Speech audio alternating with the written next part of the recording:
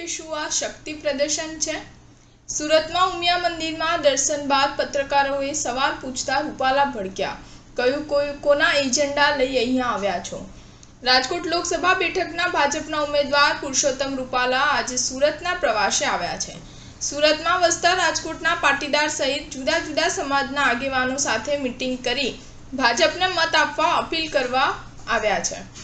આ દરમિયાન તે સુરતના પ્રસિદ્ધ ઉમિયાધામ મંદિરના દર્શન કરવા માટે પહોંચ્યા હતા, જ્યાં મંદિરમાં માતાજીના દર્શન કર્યા બાદ પત્રકારોએ આજે સાંજે મોટા વરાછા ખાતે સ્નેહ મિલન કાર્યક્રમ અંગે સવાલ પૂછતા પુરુષોત્તમ રૂપાલા અકળાઈ ગયા હતા.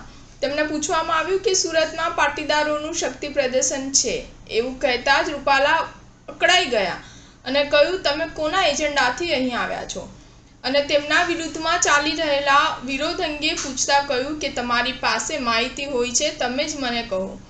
રાજ્યભરમાં એક તરફ રાજકોટ લોકસભા બેઠકના ઉમેદવાર પુરુષોત્તમ રૂપાલાનો ક્ષત્રિય સમાજ દ્વારા ઉગ્ર વિરોધ કરવામાં આવી રહ્યો છે, ત્યારે બીજી તરફ પુરુષોત્તમ રૂપાલા આજે સુરતના પ્રવાસે આવ્યા છે. સુરતમાં વસતા રાજકોટના મતદારોને ભાજપ તરફે મત આપવા અપીલ કરવા માટે મોટા વરાછાના ગોપીન ગામ ખાતે આજે સાંજે વિશાળ સ્નેહ મિલન કાર્યક્રમ પણ રાખવામાં આવ્યો છે. સ્ટાર ન્યૂઝ 7 હંમેશા સચ્ચાઈની સાથે.